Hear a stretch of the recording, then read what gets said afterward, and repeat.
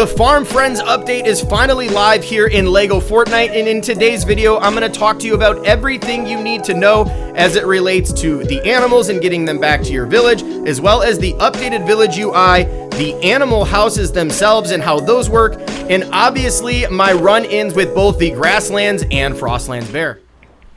Alright, so to show you the new updated UI, we're going to start here with the first of 3 tabs, which is Residence. Now, you can see that I have Hayseed assigned. His backstory is now listed in the menu, which is really neat. And then up to the top right there, you can see that I have him currently assigned as the animal caretaker. So that'll show you exactly what job you have assigned to what villager. And not only can you see your villagers from this UI, you can also check in on your animals. So I put in some work and got myself a sheep, chicken, cow, and pig. And from this menu, you can gauge their happiness. So for example, you can see that Chico, my chicken, is extremely happy and is basically off the charts. Where if you go on over to Boo Boo, who just joined our ranch, they are happy but not quite ecstatic as Chico. The first thing you're going to need to do to start preparing to bring animals back to the village is going into your utility menu, where you can find this barn, which reads as a comfy home for your friends who live in your village, and this only takes 10 wooden planks to create. So in order to start recruiting animals back to your base, you're gonna need at least a level 2 village marker. Now, you can also expand the number of animals you can have, similar to how it works with villagers. So you can also get an additional slot at levels 4 and 5, as well as 7 through 10. So that gives you a total of 7 animal slots total for your village. Now, in order to get those animals back to my village, I needed to drop down a grill here where you can create animal treats. Now, these are 5 vines and 3 corn apiece. And like I said in yesterday's video, being by these cornfields would have come in clutch, and it absolutely did. So I just collected this back row of corn to get me enough treats to where I can go and start to lure some of the animals that I wanted back to my village.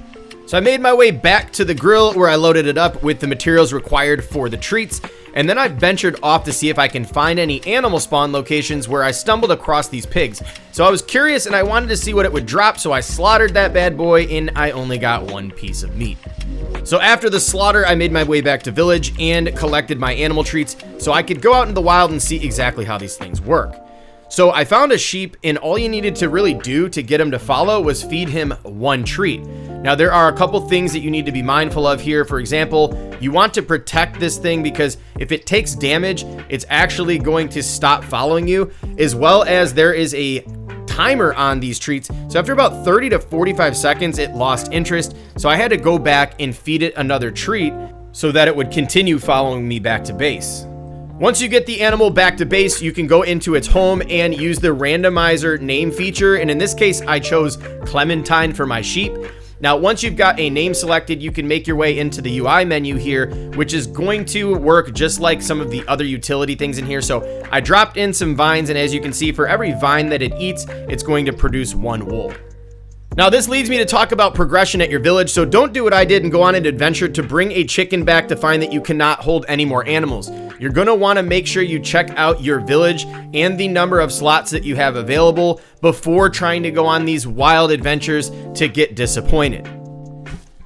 Now, as I mentioned earlier, we have Hayseed tending to the animals, and he's doing a fantastic job. However, let's check in and see how he thinks he's doing.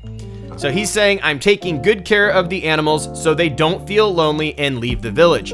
Now, this particular job doesn't operate like some of the others where you're going to be getting materials. His job is to specifically keep them happy so they remain in your village. So one other awesome feature that came with this update is that the animals have a speed setting. So in this case, Smoochie is very happy and has max speed, while Boo Boo is happy but only has high speed.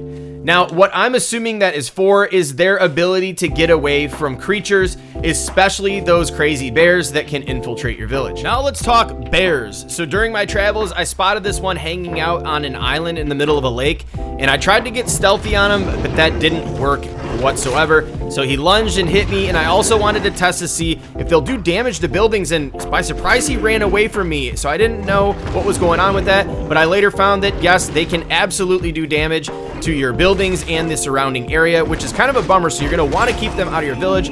But then after playing around, I slayed this guy to find that he dropped me 8 meat. However, I did see in Kaboom's live stream, he also dropped an orange flopper. Now, the Grasslands bear was a very easy fight, but I wanted to locate a Frostlands bear to put this thing to the test. Now, I also wanted to see how the stealth mechanic would work with these bears particularly, and as you can see right now, he has no idea that I'm literally walking right next to him. Now, one of the other cool things to mention here is that these bears lay down and take naps, which is extremely cool and makes it a lot easier to sneak around them. But look at this thing just chilling here, and there are these Z's that are coming up from its head, which is really neat that they added that in the game, in my opinion. So I put my torch away to see what was going to be happening. If I were to bring the torch back out, would it wake him up? And it absolutely did nothing. So what better way to wake a bear than to slap him in the face with a sword? Now he's pissed and he's about to do some damage. I do have to say I was totally unprepared for this fight and was a little caught off guard at the power of this thing and how hard it was to dodge some of its attacks. Now, I believe after a couple of fights, it's going to be a very easy thing, just like the brutes, but what you'll come to find here is that they have a charge, and they actually have about 2 to 3 various attacks that I've noticed. And so not a whole lot of variety from a fight perspective, but I tried my best to get away by getting some snowberries and unfortunately got slapped up, which gave me my first death in survival in such a long time. Now, a couple of things to mention that I did not cover in this video is that you can get creative with how you lead animals back to your farm. So you don't have to just walk them in. You can also put them on vehicles, as well as using fishing rods to start pulling them across the land to speed up the way in which you get them back to your village. There's also a new farm bundle that's coming with this update for 800 V-Bucks that will launch in the shop in tonight's refresh. So stay tuned for that. I will be streaming this live at 9 p.m. Eastern Time. This update's been fun so far, and I'm really looking forward to expanding my village. I hope you enjoyed this video, and if you did, make sure to give it a thumbs up and subscribe with notifications on so you never miss another video from me again. This is Haskins. I'm signing out. Thanks for tuning in.